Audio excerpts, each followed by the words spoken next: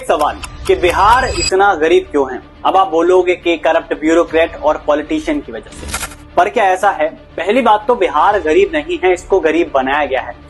कैसे, वो मैं आपको आगे बताऊंगा। ये है तमिलनाडु, आबादी में बिहार से 5 करोड़ कम और तरक्की में 500 गुना आगे। Higher in literacy, lots of opportunity and lots of foreign and domestic investment के साथ ये भारत का सबसे प्रेस्टिजियस राज्य है। एंड यहाँ पर आपको मिलेगा one of the safe environment for business and studies. सिर्फ 8 करोड़ की आबादी और जीडीपी कंट्रीब्यूशन 9.21% का है, विच इज ह्यूज। यहाँ की इनकम पर कैपिटा 3.15 लाख है और ये तरक्की इन्होंने सिर्फ इन 20 से 25 सालों में अचीव करी है। चाहे फिल्में हो, टेक हो, एजुकेशन हो, जॉब्स हो या इंफ्रास्ट्रक्चर हो, सब कुछ वर्ल्ड क्लास लेवल है और वर्ल्ड क्लास लेवल पर ग्रो हो रहा है। वहीं बिहार का स्ट्रगल आज भी एक्सट्रीम है, चाहे पॉवर्टी हो, हंगर हो, एजुकेशन हो, इंफ्रास्ट्रक्चर हो या लोगों की मेंटेलिटी हो, सब कुछ पिछड़ा हुआ है। और अगर गरीबी को हटाते हैं तो बिहार के लोगों को अपने पुअर मेंटेलिटी और सिविक सेंस की वजह से पूरे देश में हेट मिलता है। यहाँ तक के पॉलिटिकल पार्टीज और पॉलिटिशियंस बिहारीज को अपने स्टेट्स में बाहर निकालने के लिए इलेक्शन का मुद्दा बना देते हैं। सोचिए, जहाँ से मगध एम्पायर निकला हो, गौतम बुद्ध ने ज्ञान की प्राप्ति करी हो, आर्यभट्ट का जन्म हुआ हो और नालंदा इंस्टीट्यूट जैसी यूनिवर्सिटीज एग्जिस्ट करती हो एक समय पर, वो बिहार आज महज एक गाली और कलंक बनकर रह गया है। पर आखिर ऐसा हुआ कैसे, आइए समझते हैं आज के इस वीडियो में। Bihar's new agriculture minister and RJD MLA Sudhakar Singh, who recently flagged the issue of corruption in his own department, has stepped down. ये सही बात है कि कोई बड़ा उद्योग यहाँ कोई आना नहीं चाहता। Issued arrest warrants against the former Bihar School Examination Board chairman Lalkeshwar Singh. कैसे फर्जी शिक्षक ही बिहार के सरकारी स्कूलों में पढ़ा रहे हैं। ये चारों तरफ कहीं कोई समुद्र नहीं, देश की आम जनता के बच्चों को फर्जी शिक्षकों से शिक्षा दिला रही है और देश का बेड़ा गर्क करा रहे हैं। कभी रेलवे इंजन चोरी हो जाता है तो कभी मोबाइल टावर का पूरा पुल। हद तो तब हो गई जब पूरी की पूरी 2 किलोमीटर सड़क ही चोरी हो गई। एक बिहारी 100 बीमारी, ऐसी बिहारी 100 बीमारी चाहिए। तो अभी इलेक्शन का टाइम है, तो सिर्फ कुछ फैक्ट्स के बेसिस पर आपको ये बताना बहुत आसान होगा कि कैसे बिहार अपने पॉलिटिशियंस, अपने लोगों और गलत वोट की वजह से आज भी पिछड़ा हुआ है। तो बिहार में एमएलए की कुल 243 सीट्स हैं, जिनमें जेडीयू एंड बीजेपी गठबंधन में है थ्रू एनडीए एंड दूसरी party RJD and Congress which is a part of India alliance opposition में खड़े हैं। एडीआर और बीईडब्ल्यू की रिपोर्ट बताती है कि 6 नवंबर को 121 सीट पर जो चुनाव लड़ रहे हैं, उन उम्मीदवारों में से 32% पर सीरियल क्रिमिनल चार्जेस जैसे कि money laundering, forgery, even rape और मर्डर तक के चार्जेस हैं।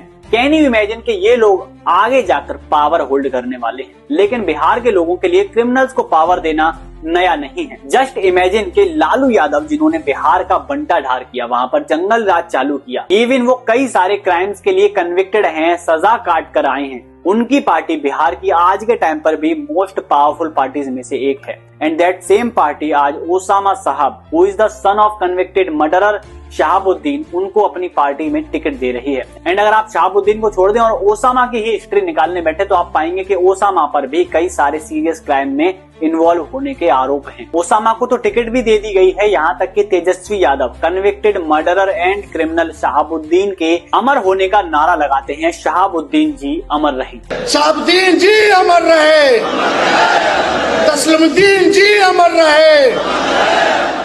क्या आप समझ पा रहे हैं कि ये किस तरह की आइडियोलॉजी के लोग हैं? And if we come to Nitish Kumar, just see that इनकी कोई कंसिस्टेंट आइडियोलॉजी है ही नहीं। कभी ये कांग्रेस में नजर आते हैं तो कभी बीजेपी में नजर आते हैं। All he care about is कुर्सी एंड पावर। एंड अभी के टाइम पर जो कैंडिडेट उतरे हैं, उनमें ज्यादातर का कोई अच्छा एजुकेशनल एंड पॉलिटिकल बैकग्राउंड है ही नहीं। खेसारी लाल यादव, रितेश पांडे, विनय बिहारी, गायक मैथिली ठाकुर, ये उतरे हैं सिर्फ इसलिए क्योंकि ये लोग पॉपुलर हैं और कैंपेन के दौरान, पॉलिटिकल कैंपेन के दौरान बड़ी तादाद में लोग इन्हें देखने के लिए इकट्ठा होते हैं, पार्टी की हायरार्की बिल्ड होती है एंड ये स्ट्रेटेजी से कई सारी पॉलिटिकल पार्टी पावर में आ भी जाती है। Now the question for Maithili Thakur कि क्या वो अपने लोगों की प्रॉब्लम सॉल्व करने के लिए, अपने क्षेत्र में विकास करने के लिए अपने कॉन्सर्ट्स को बंद करेंगे, and if not then why she is taking part in election. इसके अलावा रवि किशन हो, मनोज तिवारी हो या निरहुआ हो या पवन सिंह हो, these people are so useless कि किसी का भी कोई अच्छा एजुकेशनल और पॉलिटिकल बैकग्राउंड है ही नहीं। इवन पवन सिंह पर तो सेक्सुअल हेरेसमेंट के चार्जेस तक लगे हुए हैं, पर फिर भी पॉपुलैरिटी के नाम पर इनको टिकट भी मिलती है और पब्लिक से विनिंग भी। एंड नाउ जस्ट थिंक कि लोग उन लोगों को वोट देते हैं जो या तो पॉपुलर हो, जिनको कोई नॉलेज ना हो पॉलिटिक्स की, या फिर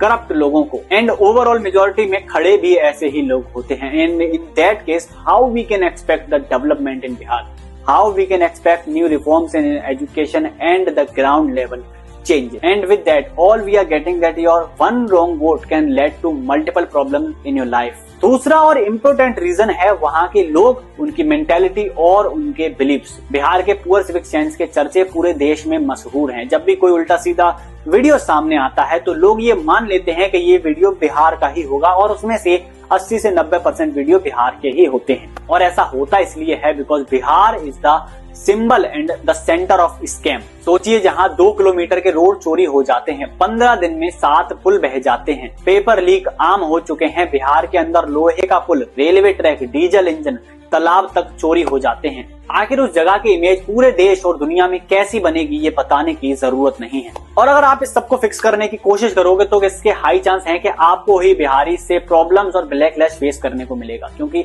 ऑलरेडी बिहार का जो लिटरेसी रेट है वो 70% है, which is already less than average 77%। बावजूद इसके ये जो 70% का जो क्लेम है ये भी बोगस है, क्योंकि सिर्फ एक डिग्री हाथ में पकड़ लेने से ये साबित नहीं होता कि आप लिटरेट हैं। आपके अंदर कुछ बेसिक अंडरस्टैंडिंग और सिविक सेंस और कुछ बेसिक नॉलेज होनी चाहिए। बिहार के कट्टर पॉलिटिकल सपोर्टर जिनके हाथ में गरीबी और बेरोजगारी के अलावा कुछ नहीं है, वो लोग न शिक्षा, न रोजगार, न इंफ्रास्ट्रक्चर और न सुरक्षा के लिए पॉलिटिकल पार्टीज के साथ खड़े हैं। ये खड़े हैं सिर्फ अपनी जाति के लिए। इन्हीं लोगों की वजह से जो लोग जाति के नाम पर वोट देते हैं, इन्हीं लोगों की वजह से ही बिहार के अंदर education, health care sector, crime and job सबकी हालत खराब है।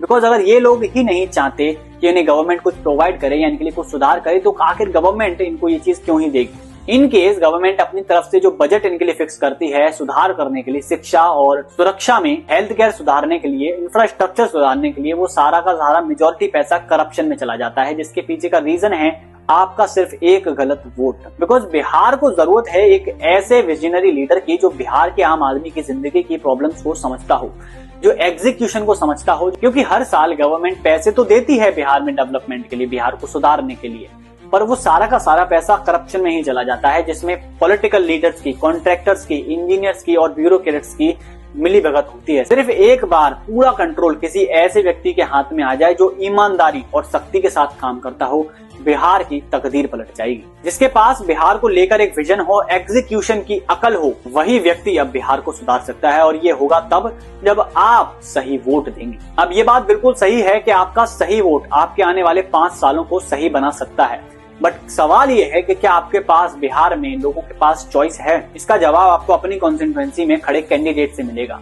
वोट देने से पहले ना जाति देखें, ना धर्म देखें, ना पॉलिटिकल पार्टी देखें। वोट देने से पहले कैंडिडेट को देखें, उसके एजुकेशनल और पॉलिटिकल बैकग्राउंड को देखें। देखिए कि क्या कभी वो किसी क्राइम में इन्वॉल्व था या किसी क्राइम के लिए कन्विक्टेड है। अगर ऐसा है तो भूल कर भी उसे वोट मत दीजिए। अगर आपके सामने कोई भी ऐसा सबूत पेश हो, मौजूद हो, जो उसकी मिसोजिनिस्ट और गंदे बिहेवियर को दिखाता हो, कोई ऐसा घटिया भाषण और रिमार्क हो जो उसकी घटिया सोच को रिप्रेजेंट करता हो, उसको वोट भूल से भी न दीजिए। और जब बिहार के लोग इन फैक्टर्स को कंसीडर करके किसी भी व्यक्ति को वोट देंगे तो शायद बिहार की तकदीर बदल जाए। इस वीडियो को बनाने का पूरा मकसद यही था कि आपको बताया जा सके कि आपके असली वोट की वैल्यू क्या है। आपका एक गलत वोट आपकी जिंदगी बर्बाद कर सकता है और आपका एक सही वोट कईयों की जिंदगी सुधार सकता है। तो बिल्कुल मेरी आपसे यही रिक्वेस्ट है कि वोट ध्यान से दीजिए। ये वीडियो आप तक पहुंचाया है ह्यूमन ऑनलाइन ने।